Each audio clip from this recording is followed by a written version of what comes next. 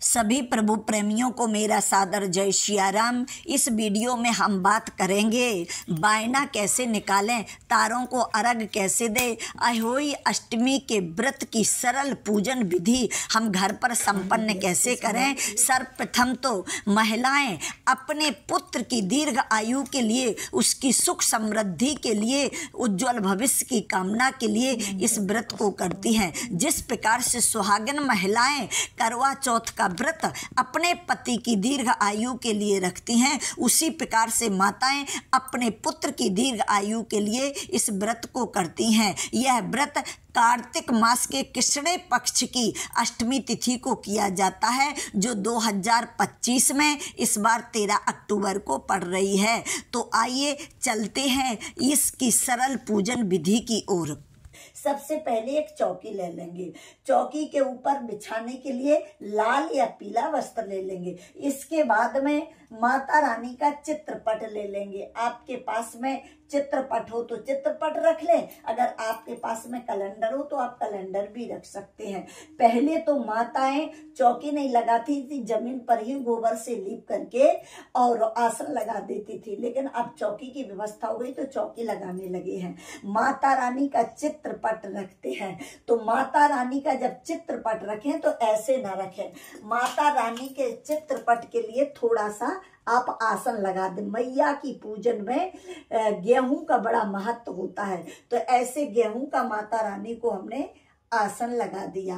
अब हमने माता रानी को सर्वप्रथम चूनर उड़ा दी है। आपके पास में अवेलेबल हो तो आप उड़ाएं, और अगर आपके पास में ना हो तो आप ना उड़ाइएगा। ऐसे माता रानी को हमने ये चूनर उड़ा दी है। अब माता रानी को हमने चूनर उड़ा दी है। अब सबसे बड़ा महत्व तो इसमें कलश का होता है। मिट्टी के 2 कलश आप ले लीजिएगा और उस पर स्वास्तिक बना लीजिएगा। अब इनको जो कलश होंगे वो बिल्कुल कोरे होना चाहिए। एक कलश को हम गेहूं से भर देंगे। ऐसे एक कलश को हम गेहूं से भर देंगे और दूसरे कलश को हम जल से कंठ तक ऐसे भर देंगे। ये हमने कंठ तक भर दिया है। अब दोनों पे हम ये ढकना रखना नहीं भूलेंगे, ये रख दिया। अब इसके बाद में हमको इस पर ऐसे एक दूसरे के ऊपर हम ऐसे माता जी के दाहिने साइड कलश को रख देंगे।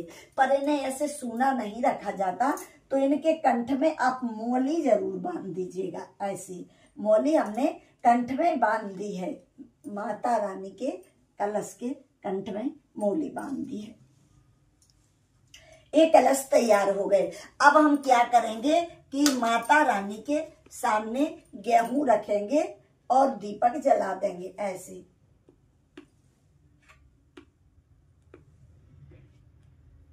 ये दीपक जला करके माता रानी के सामने हमने रख दिया। अब हम माता रानी का पूजन करेंगे।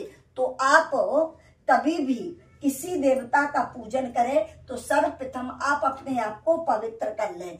तो सबसे पहले आप अपने ऊपर जल छोड़िएगा। ओ माँ पवित्रा पवित्रो वा सर्वावस्थामृतोपि या इसमें पुण्यकाक्षम सावायम में अंतरहा शुचि। इसके बाद में हाथ में 3 बार जल लेकर के ओम केशवाय नमः, ओम माधवाय नमः, ओम गोविंदाय नमः, ओम हस्तौ प्रक्षाल्यम नमः। अब हम अंदर और बाहर से शुद्ध हो गए हैं। अब हम हाथ में अक्षत और पुष्प लेकर के माता रानी का ध्यान करेंगे। हे माता रानी, हम आपका पूजन कर रहे हैं, आपका व्रत कर रहे हैं। आज संकल्प ले लीजिएगा कि माता रानी हम आपका पूरा व्रत करेंगे। हमारे व्रत में जो भी त्रुटि हो जाए आप हमें क्षमा करेंगे। इसके बाद में समस्त देवी देवताओं को आप जल से छींटे छोड़ दीजिएगा, सबको स्नान करवा दीजिएगा। गणेश जी कैलेंडर में दिए गए हैं, इसलिए मैंने अलग से नहीं रखे। आप चाहें तो अलग से रख सकती, वरना जरूरत नहीं, क्योंकि गणेश जी कैलेंडर में है।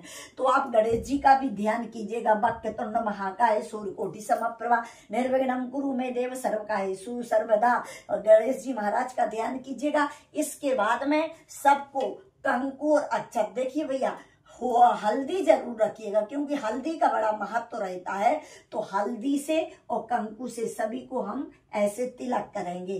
माता रानी को और सूर्य देवता को, गणेश जी महाराज को, सभी को। और जो हमारा कलश है इसमें हम कंकु से और हल्दी से 8 बिंदी लगाएंगे दोनों में, ऐसे लगा दिया हमने। और हम दीपक को भी टीकेंगे और पुष्प अर्पित करेंगे। ऐसे सभी देवी देवताओं को पुष्प अर्पित कीजिएगा। ज्योति को भी पुष्प अर्पित कर दीजिएगा। माता रानी को भी आप पुष्प अर्पित कर दीजिएगा। और वस्त्र के रूप में हम माता रानी को कलावा अर्पित करेंगे। वैसे तो हमने चुनरी माता रानी को चढ़ा दी है, लेकिन फिर भी हम माता रानी को वस्त्र के रूप में कलावा ऐसे माता रानी को अर्पित कर देंगे।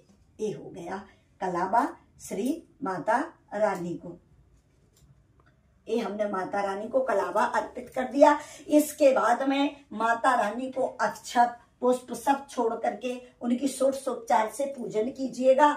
जब माता रानी का पूजन हो जाए तो आप धूप दिखाइएगा माता रानी को। तो माता रानी को ये धूप दिखाइएगा। जय हो मैया। ये माता रानी को हमने धूप दिखा दिया।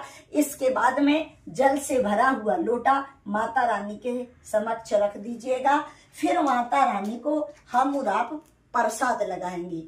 देखिएगा, आज अहोई अष्टमी के दिन और पीले रंग का बड़ा महत्व होता है, तो हो सके तो आप पीले रंग के वस्त्र ही पहनिएगा, पीले रंग की चूड़ी पहनिएगा। और चुनरी, जो बच्चा आपके यहाँ पर पहली बार बच्चा होता है उस समय मायके से चुनरी आती है, तो आपके पास हो तो ओढ़ लीजिएगा। अगर वो ना हो तो आपको जो विवाह में मिली हो वो, पर आप चुनरी जरूर ओढ़िएगा, तभी पूजा कीजिएगा। और ये अर्घ देने के लिए जल रख दिया लोटा भर करके। इसके बाद में आप माता रानी को, आपके पास में जो भी फल हो वो माता रानी को ऋतु फल जरूर अर्पित कीजिएगा। ये माता रानी को ऋतु फल अर्पित कर दिए हैं।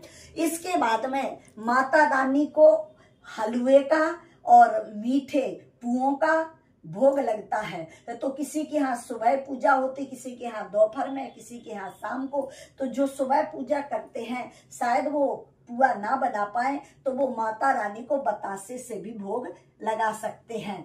तो ये मैंने माता रानी को भोग के लिए बतासा रख दिए, लेकिन हमने तो पुए भी बना लिए हैं। आप पुए हलवा बना लो तो माता रानी को ऐसे प्रसाद लगा दीजिएगा। और दूबा, गणेश जी महाराज को दूबा जरूर आप अर्पित कीजिएगा। जय हो गणेश जी महाराज। और जनेऊ हो तो जनेऊ गणेश जी महाराज को अर्पित कीजिए, ना हो तो एक कलावा गणेश जी महाराज को अर्पित कर दीजिएगा। जय हो मेरे गणेश जी महाराज। इसके बाद में जो गेहूं है ना, गेहूं का बड़ा महत्व है। तो आप गेहूं के दाने हाथ में लेकर के और माता रानी की कथा श्रवण कीजिए। साथ में थोड़े से ये दूबा भी ले लीजिएगा।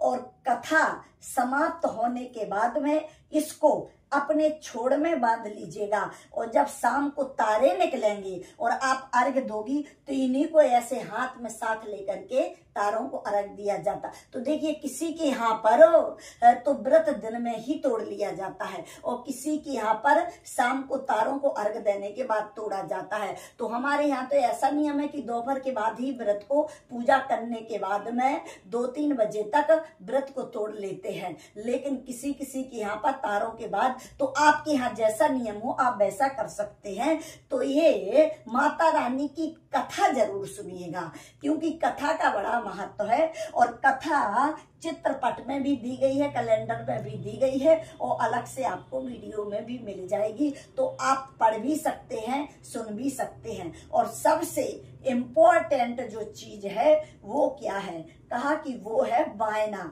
जब आप व्रत करें तो आप बायना जरूर निकालें। किसके लिए? अपनी सासू माँ के लिए बायना जरूर निकाल लीजिएगा।